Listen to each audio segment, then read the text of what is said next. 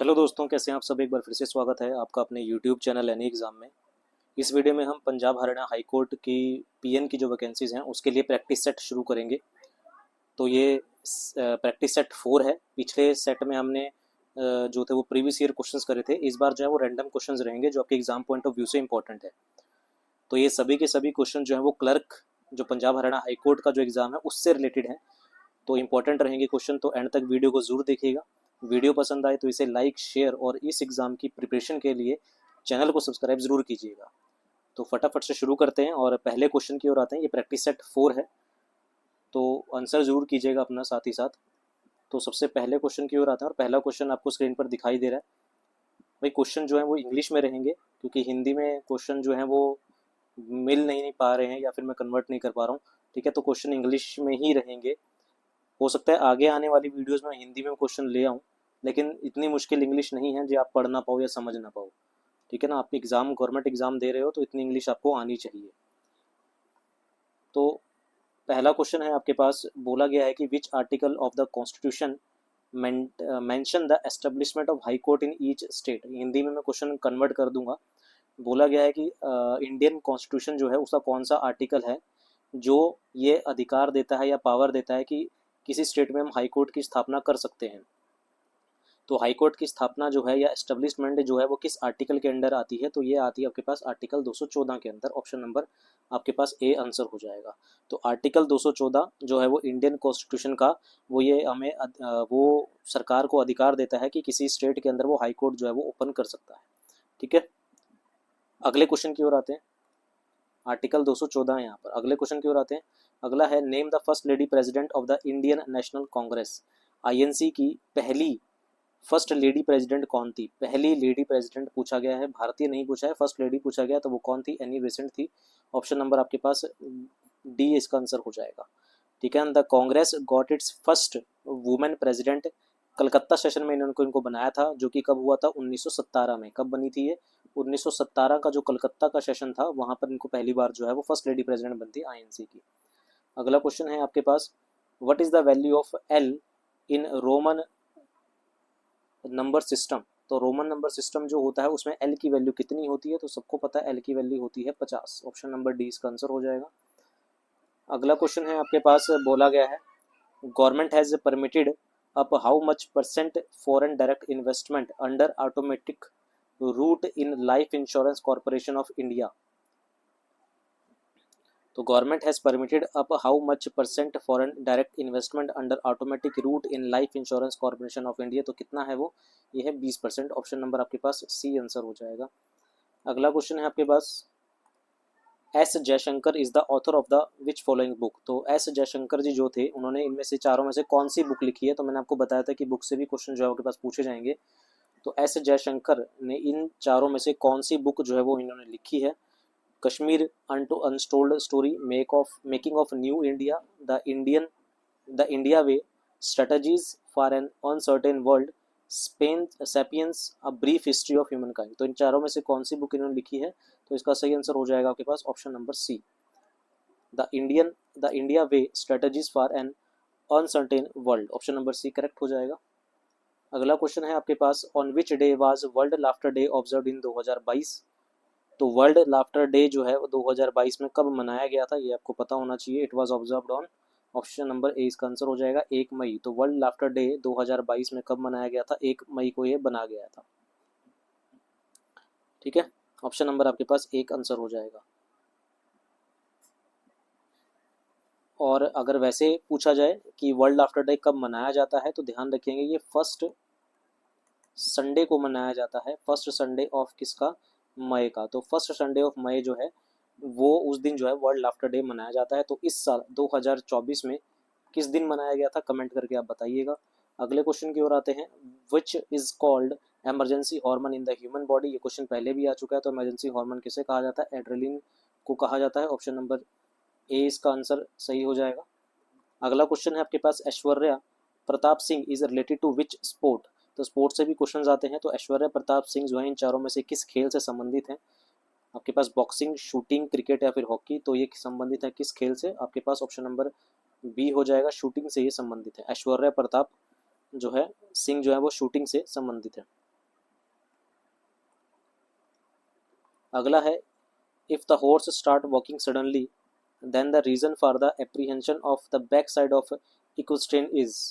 Basically आपसे ये पूछा गया है कि अगर हॉर्स स्टार्ट वॉकिंग सडनली, एकदम से अगर स्टार्ट करता है चलना, the reason of the apprehension of the back side of the equestrian, मतलब आप जो है पीछे की तरफ आते हैं, जैसे ही कोई चीज़ आगे स्टार्ट एकदम से चलती है और आप एकदम पीछे से झटका लगता है आपको, तो वो किसकी वजह से होता है? तो इनर्शिया एट रेस्ट, क्योंकि आप अभी विराम अवस्था में है, रेस्ट में है, तो जैसे ही कोई चीज़ अगर चलेगी तो आपकी बॉडी चाहती है कि आप जो है वो रेस्ट में ही रहें, लेकिन कोई चीज़ अगर चलती है तो वो जो है वो आपको झटका लगता है। ठीक है, ऑप्शन नंबर सी इसका आंसर हो जाएगा।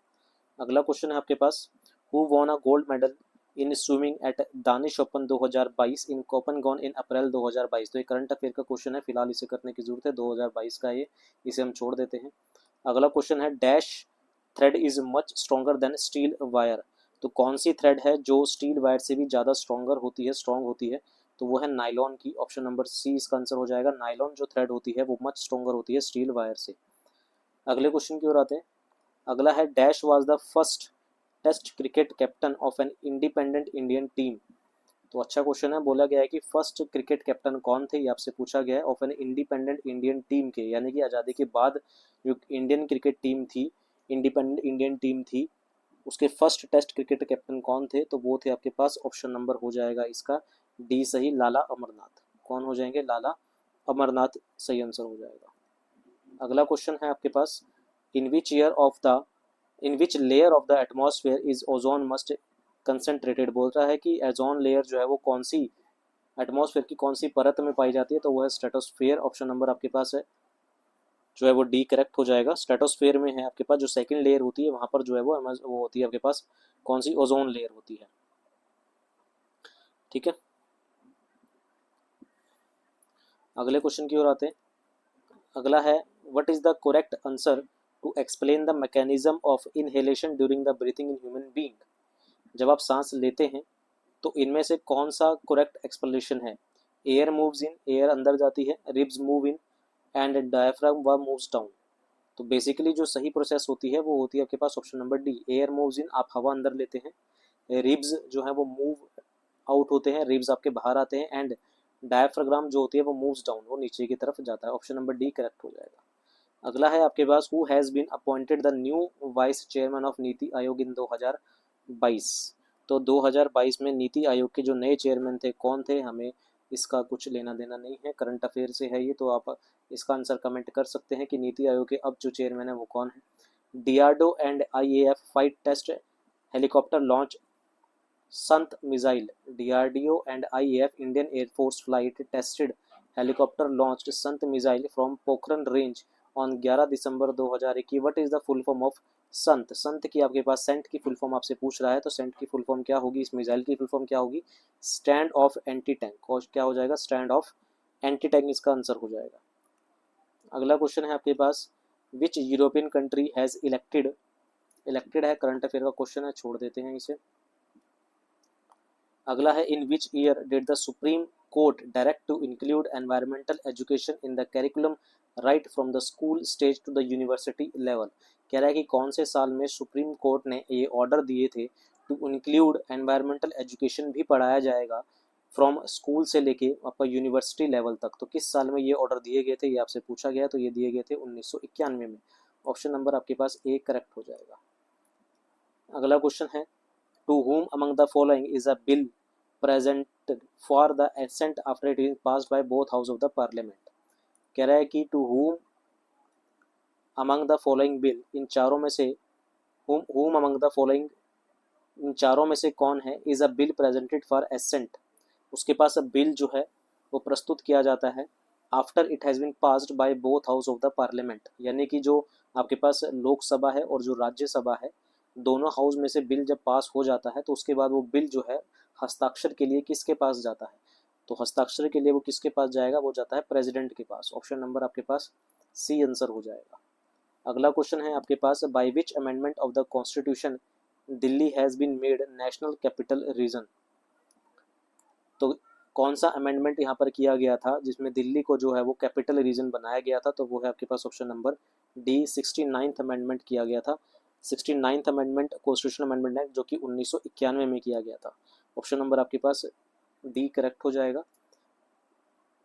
अगला है आपके पास which among the following act was enacted in British India in the year 1878।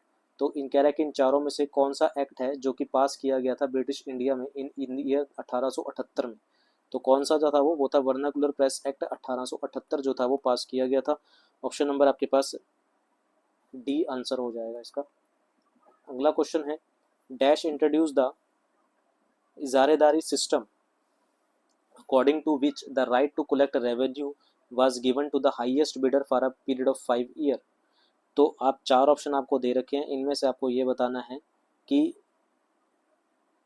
किसने ये सिस्टम जो था इजारेदारी सिस्टम जो था वो इंट्रोड्यूस किया था किसने, जिसके according right to collect the revenue was given to the highest bidder for a period of 5 year, जिसके अंदर जो है वो रेवेन्यू जो है वो हाईएस्ट बिडर को दे दिया जाएगा 5 साल के लिए।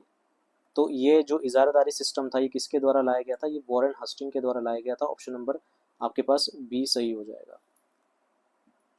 कब लाया गया था, आपके पास 1773 में।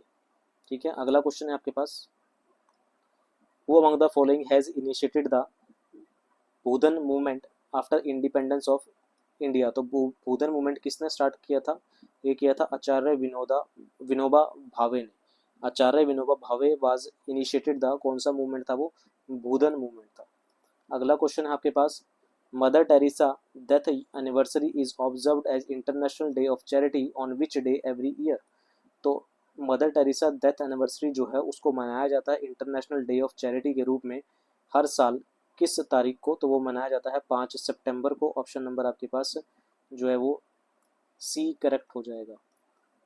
अगला क्वेश्चन है who among the following international organization works for control of AIDS. तो एड्स की कंट्रोल के लिए कौन सी ऑर्गेनाइजेशन काम करती है, तो वो है आपके पास joint united national programmes on HIV AIDS. ठीक है ना, जिसे हम UNAIDS भी कहते हैं, UN एड्स यानी कि जॉइंट यूनाइटेड नेशंस प्रोग्राम। ये ऑर्गेनाइजेशन है जो कि वर्क करती है किसके, एड्स के कंट्रोल के लिए। तो ऑप्शन नंबर आपके पास ए करेक्ट हो जाएगा। तो दोस्तों ये थे हमारे पास आज की वीडियो के 25 इंपॉर्टेंट क्वेश्चन जो कि आपके एग्जाम पॉइंट ऑफ व्यू से इंपॉर्टेंट हैं। ठीक है, ये सारे के सारे हाई कोर्ट से रिलेटेड क्वेश्चंस थे जो कि मैंने आपको करवाए। उम्मीद है वीडियो आपको पसंद आई होगी। इस एग्ज़ाम की प्रिपरेशन के लिए चैनल को सब्सक्राइब ज़रूर कीजिएगा। ठीक है, मिलते हैं इसी तरह के सेट 5 के साथ। अभी के लिए इतना ही। Thank you very much.